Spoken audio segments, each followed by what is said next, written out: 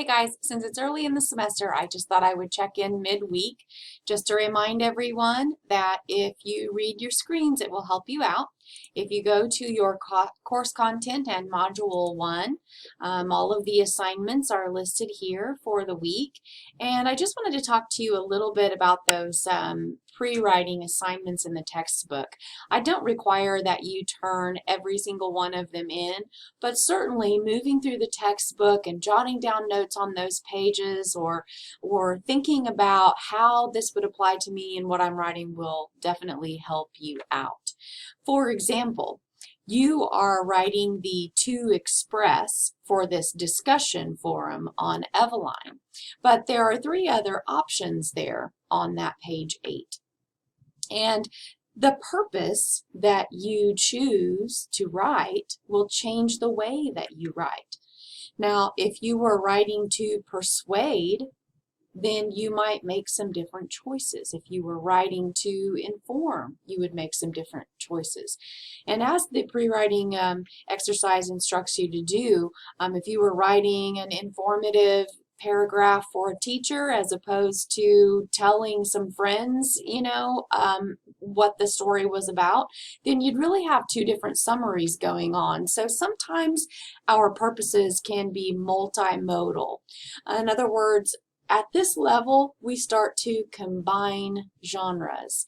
Up until this point in your education, you've probably been separating all of the genres out very particularly, writing a descriptive essay or an autobiographical essay, a persuasive essay, an informative essay, a comparative essay.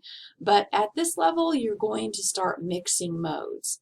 Now, chapter 1 talks about how the purpose can change the way that you write, but also the audience can change the way that you write. For example, if I said your first assignment for this class was to write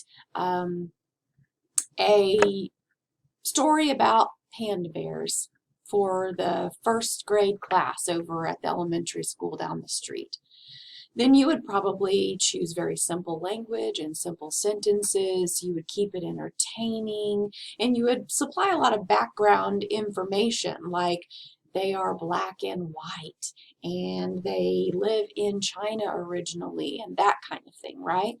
But if I then said our second paper is going to be submitted to the Stanford University Research Group on pandas, you would choose to write that paper very differently. You would leave out some background information because you would expect that your audience would already know that, right? So for whom you are writing will shape the way that you write. The purpose that you are writing for will shape the way that you write. And of course, your voice changes. Sometimes you will adopt a persona as you would if you were going to write one of these pre-writing essays here as well.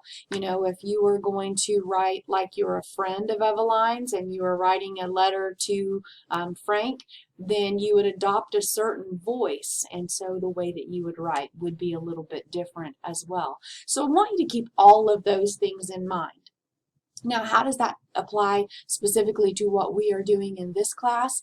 Well, I want you to think about you are writing to publish for this class of people. There are about 24 different people enrolled in this class, all of college education, right? Or at least going for that.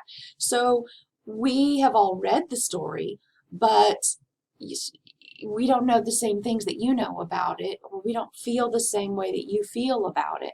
So it's important for you to keep in mind that that's going to shape the way that you write. So you are writing for myself and for your peers in this class when you write. Now, as the early chapters are going to tell you, that means we can leave out certain information, like the summary of the story isn't necessary if you're going to write an essay about Eveline because we've all read it now. We all know the basics of the story. So you could leave that part out, right? The other thing that the chapter talks about that I want to make sure that you got is that when you write about literature, you are going to use present tense verbs. So you would say James Joyce notes or James Joyce says if you were talking about the author and how he is doing something in this text. all right? It's literary present tense. Also, is you introduce this essay, you would use the author's first and last name, but then throughout the rest of the paper, you can refer to the author as the last name only. Okay, you didn't want to say James wrote this in Ireland, that kind of thing, because of course you're not best buds with James Joyce. But it is understood once you have established the full name of the author, when you use the last name through the rest of the text, that would be fine for literary analysis. So just some tidbits for this week, some things to think about, and I will let you be on your merry way. Hope everything is going fine, and please don't hesitate to reach out to me if you have questions. Good luck.